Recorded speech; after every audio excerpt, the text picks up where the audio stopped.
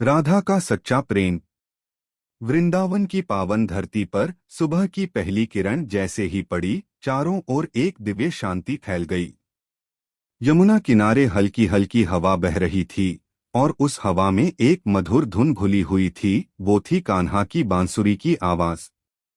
गांव की हर गोपी उस धुन को सुनकर जैसे मंत्रमुग्ध हो जाती थी।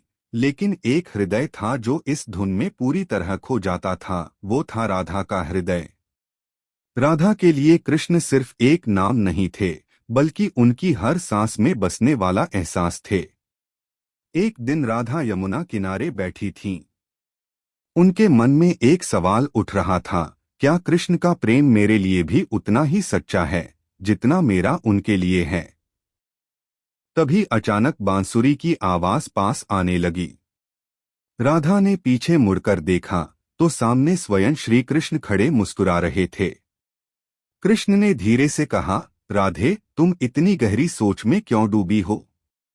राधा ने हल्की सी मुस्कान के साथ कहा, प्रभु, मैं बस ये जानना चाहती हूँ कि आपका प्रेम मेरे लिए कितना सच्चा है।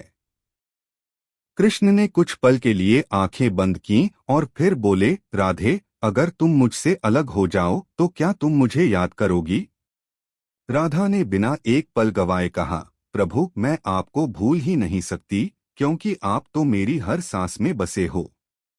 कृष्ण ने मुस्कुराते हुए कहा, यही तो मेरा प्रेम है राधे। मैं तुम्हारे बाहर नहीं, तुम्हारे अंदर हूँ। तुम्हारा हर एहसास, हर धड़कन मुझसे जुड़ी है। राधा की आंखों में आंसू आ गए, लेकिन वो आंसू दुख के नहीं, बल्कि अपार प्रेम और भक्ति के थे। उन्हें समझ आ गया कि सच्चा प्रेम पाने के लिए किसी प्रमाण की जरूरत नहीं होती, वो तो बस महसूस किया जाता है।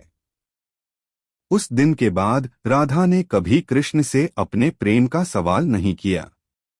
उन्हें पता था कि उनका प्रेम शब्दों से परे है, वो एक आत्मा का दूसरे आत्मा से मिलन है। समय बीतता गया, लेकिन राधा और कृष्ण का प्रेम कभी कम नहीं हुआ।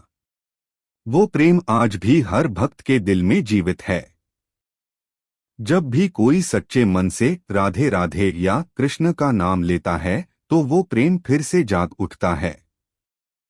इस कहानी का संदेश यही है कि सच्चा प्रेम कभी दूरियों या शब्दों का मोहताज नहीं होता। अगर प्रेम सच्चा हो तो वो हर हाल में बना रहता है। राधा और कृष्ण का प्रेम हमें सिखाता है कि प्रेम में अहंकार नहीं, केवल समर्पण होना चाहिए।